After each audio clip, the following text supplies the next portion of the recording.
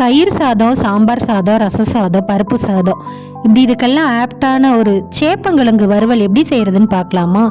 சேப்பங்கிழங்கு ரொம்ப காஸ்ட்லிங்க.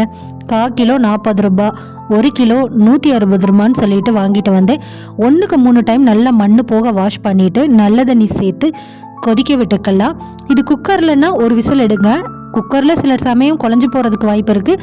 அதனால் நான் பாத்திரத்துலேயே நல்லா வேக விட்டு எடுத்துக்கிறேன். ஒரு 10 to 15 நிமிஷம் வெந்தாலே போதும். ஒரு ஃபோக் வச்சு குத்தி பார்த்தீங்கன்னா நல்லா ஸ்மூத்தாக இறங்கும். இந்த ஸ்டேஜில் தண்ணியை வடிச்சிட்டு மறுபடியும் நல்ல தண்ணி சேர்த்துட்டு தோலை மேலாக தோலை மட்டும் உரித்து எடுத்துக்கலாம்.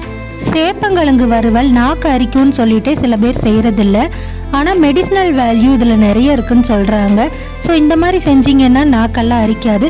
அதே மாதிரி கிழங்குமே பார்த்து வாங்கணும். இப்போது வேக வச்சு எடுத்த சேப்பங்கிழங்கு நீட்டு வாக்கில் கட் பண்ணாலும் சரி, குறுக்கு வாக்கில் கட் பண்ணாலும் சரி, கட் பண்ணி எடுத்துட்டு தேவையான அளவுக்கு உப்பு சேர்த்துட்டு கொஞ்சம் போல் சாம்பார் தூள், மட்டன் மசாலா, சிக்கன் மசாலா, அரிசி தூள், அப்புறம் கொஞ்சம் போல் கார்ன்ஃப்ளவர் இதெல்லாம் நல்லா ஒன்று போல் மிக்ஸ் பண்ணிக்கலாம். ஊறணுன்ற அவசியம் இல்லை, உடனே ஃப்ரை பண்ணிக்கலாம். ஒரு தோசை தவாவில் கடலெண்ணெய் சேர்த்து நல்லா காஞ்சதுக்கு அப்புறம் 1-2 தட்டுனா பூண்டை சேர்த்துட்டு மேலாக கருவேப்பிலையும் சேர்த்துட்டு நம்ம பெரட்டி வச்சுருந்த சேப்பங்கிழங்க ஒன்றா சேர்த்து ஃப்ரை பண்ணி எடுத்துக்கலாம்.